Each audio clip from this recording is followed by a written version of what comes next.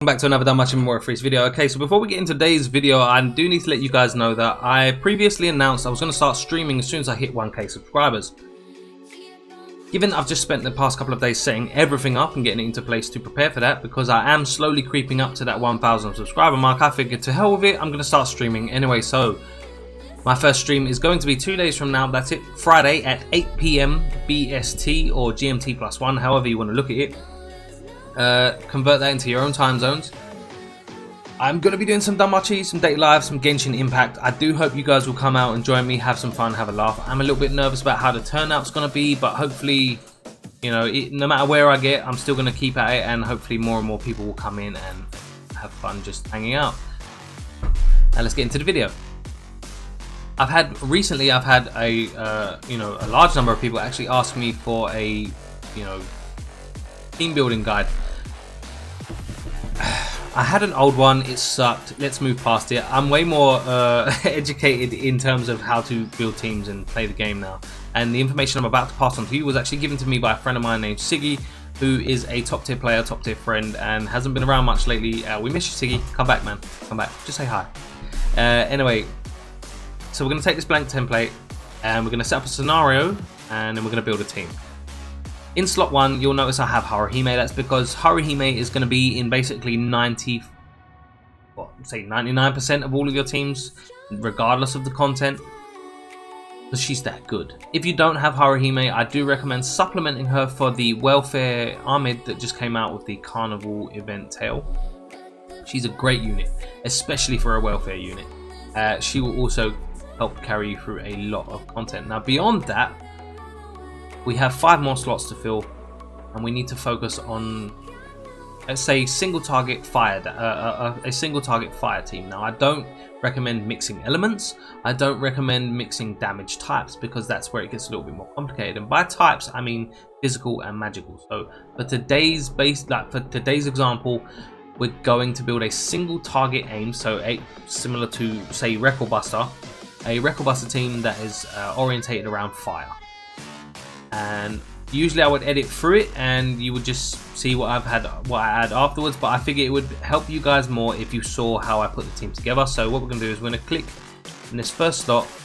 Now before I go on, there are 7 pieces of criteria that Siggy told me that I'm telling you that we need to fill in order to make an optimal team.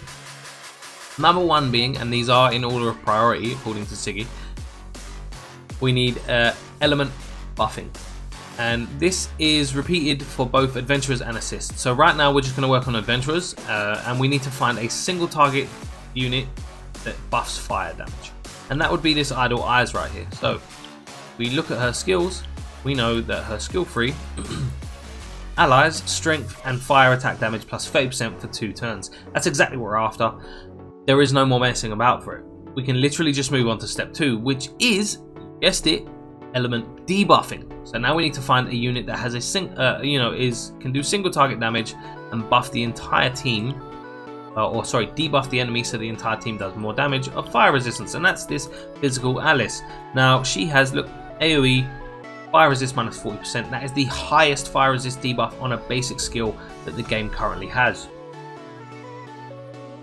She also comes with a skill 3 that has single target damage, but even without a super modifier, it does amazing damage because it has a great strength boost. If you did wonder, the strength boosts that are here, they are temporary, which means basically they only applied for when that skill is being used.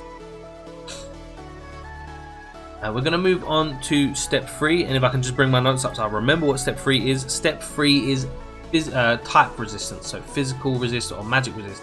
In this case, it's going to be physical resist.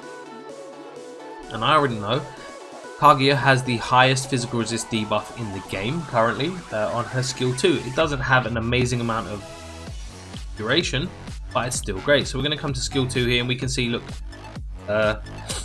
Bows physical resist minus 35% for 1 turn. Now this is the problem, it's only 1 turn, and what that means is that she'll cast it, and at the end of the turn she cast it, it will no longer be in effect. So Haruhime, having the godlike ability to extend buffs and debuffs, will basically extend that. You need to use that on the turn this is cast, and it has a fast modifier, so we'll always go first no matter what. The Haruhime will always be able to extend it. to keep that debuff going. Essentially, we have 2 slots left. But how can we apply these last 2 slots if we've already filled these slots? What we're going to do here is we're actually going to choose one of our current units that are in the party, which if you click party, that's what it does. It shows you who's currently in your party. We're going to pick one of these to go in that final slot. And I'm actually going to go with the Kaguya. Yes.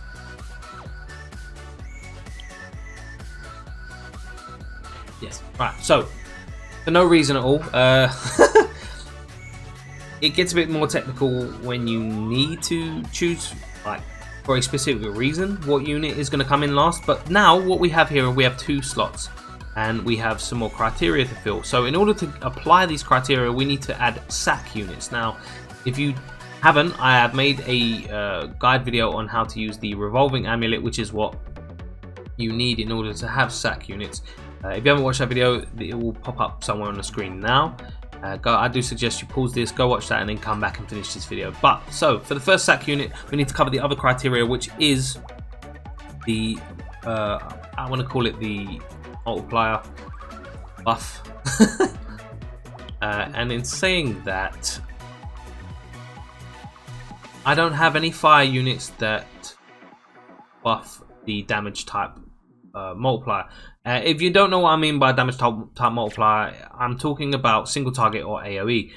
However, I do know that I have another unit that buffs multiplier type, and that's Goblin Slayer. So we're going to add him, and I'm going to show you the skill I'm talking about specifically. This is skill 2. It's an AoE, so it will work as a sack unit for both AoE and single target environments. And attack, what it does here is attack type all and single targets plus 20%. What that means is the enemy, although it's described as a buff on the skill, it's actually a debuff. What it's saying is it's going to apply a debuff to the enemies that will basically make them receive 20% more damage from both AoE and single type attacks. And that covers, what's that? What are we on? Step 4. That is criteria number 4. Criteria number 5 is SA gauge or ultimate meter, or whatever you want to call it. I can tell you right now, I don't have any fire units that buff SA gauge charge, but I do know of another unit that I already do have, and this Idoline right here. Now, like I said, we're building a fire team, so these units are sack units because we need the fire units to come in. And we come down to a skill 2 we have right here, the fast SA gauge charge gained by 33%. What that means is the SA gauge will increase, or you will gain 33% more SA gauge charge for every unit that has this buff on it. It does say allies, so it will buff everyone that's currently on the field. But it also applies counter, crit, and penetration, which is part of another criteria which we'll cover in a minute. But essentially, what we have here is the unit we're looking for. These are the reason these are the sack units, because they're not fire and they're applying buffs and debuffs that we need, but not fitting within the element criteria that we're after. So if you want to know how to use these as sacks, you need to add revolving amulets to them so that they can apply their buff or debuff and then leave at the end of the turn that they come in. Now, I do have to get sidetracked here and say that you kind of always want Line to be, if you want your SA gauge charge to be the first sack unit you use, so you can start applying the SA gauge charge sooner rather than later and get more benefit from it. So, like, if you add it a turn later, you've essentially missed out on at least 33% for every current unit that's on the field of SA gauge charge. So your SA gauge does need to go in the sack 1 position. And that's pretty much it. Those are our adventures. We've covered all of the criteria. There are 2 criteria remaining, which I'm going to cover, but there is no space for number 6 in the team because I feel like it's handled better by assists, and that is ailment resistance. And in the case of Record Buster currently, the Reveria seals enemies, so you will need 100% seal resist to get through. Now you can do that with gear if required, like glorious anklets that have a glorious anklet will give you 100% ailment resist of a random ailment. Now that means you'll need at least 4 ailment resist anklets for this current Record Buster, or any Record Buster actually. or you can use a 3-star assist. We have the list of 3-star assists that have ailment resistance in my Discord. You can come in, look in the guide channel, it's all in there. Everything I cover in these videos is in those guide channels as well. It's a great place to get information. It's filled with great people. We're currently over 200 members. I'm very proud of my Discord actually. It's filled with so many nice people, which is a hard thing to do in a gaming community, but I digress. Now that we've covered all of the criteria, well, no, sorry, I nearly missed the last criteria, which is step 7, which is support skills, and we have that by the truckload already. We come over here to Haruhime. She has support skills already in the form of damage reduction from enemies, counter and penetration buff, healing, and status buffs and debuff extension. That's not all. We can come over to Eyes. Eyes has physical resist and fire resist minus 30%, which is, you know, what we had her for in it, which is one we had Alice for. She also has physical resist and magic resist plus 30% as on top of the buff. Basically, she's got utility and support skills on every ability. And then that's not all. Alice right here also applies crit and pen on her skill 2. If I can find it, here we go. Allies crit and pen rate plus 30% for 3 turns. So we actually have a lot of support throughout the entire team already, so that's been covered, and that is criteria number 7. Now what we're going to do is we're going to take the same thing, same information, and we're going to do it over in assist form. So moving to the element buff, what I would do is I would just take the assists, put them on any adventurer, and then swap them around according to who is best to go on what adventure for now. So we need an element buff, and I know literally everyone should have. Where are you, buddy? Or buddy or pal? It would help if I just made them 4 stars, right? There we go. That's why. Everyone should have this guy right here. He's probably one of the top, and I mean best welfare units to get in terms of assist. And we're gonna have a look at what he does. Fire attack damage, light attack damage, and crit rate plus 10%. So he covers the element buff and has a support buff on there as well. So we're gonna add him to the team for our element buff. Now we need an element debuff. Come back in, 4 stars, still applied, okay. And I know for fire specifically, I only have Apollo. If you don't have Apollo, I will give tips at the end if there are things that you are missing. But these are the criteria that you sort of need to fill. If you don't have the criteria, fill it with a support, right? Or something relevant to the content you're completing. So fire resist and light resist minus 10%. Allies strength plus 10%. So we have element debuff and then strength buff. Covers 2 criteria there alone.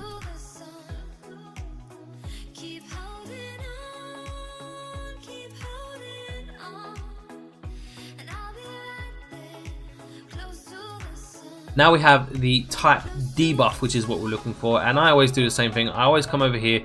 The easiest thing for me to do is just grab this Orna who has physical resist and magic resist minus 10%, and then a self counter and guard rate. Now the reason I use Orna is because if you didn't know, Haruhime heals when she counters, so increasing her counter rate is a great match.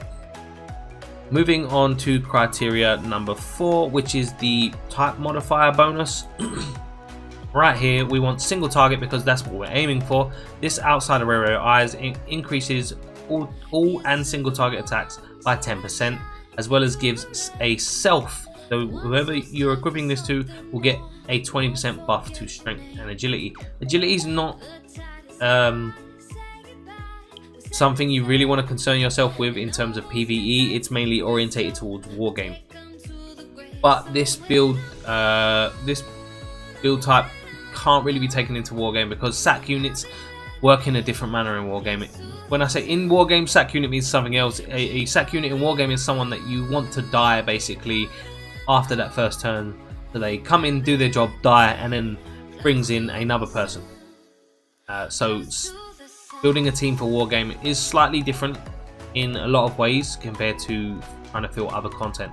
Where are we? We are on SA Gauge, and right here, my man, my favorite assist in the entire game, Finn. SA Gauge charged by 33%, but also strength, magic, agility, endurance, and dexterity plus 10%. That basically covers nearly every type of support buff we can get. So we're going to add him to the team as well. And then ailment resist. Right, so hypothetically, let's say that we need a seal resist, and I know there is a 3-star support that does this. It's probably one of these. Seeing as I leveled it, there we go. Seal resist 100%. We'll put the Anya assist on there just for good measure. I'm not going to take it out or take it for a run or anything. Now, support has been covered by numerous, other assists there. They've been giving buffs besides just the buff that we wanted them for, such as Finn giving strength and magic and all of that. Okay guys, before I leave, I nearly forgot to give you some tips. Right, so what we want to do now is we need to order these assists. We need to order these assists for who they're going to be best on. Now, currently you can just leave them as they are. They are pretty sweet.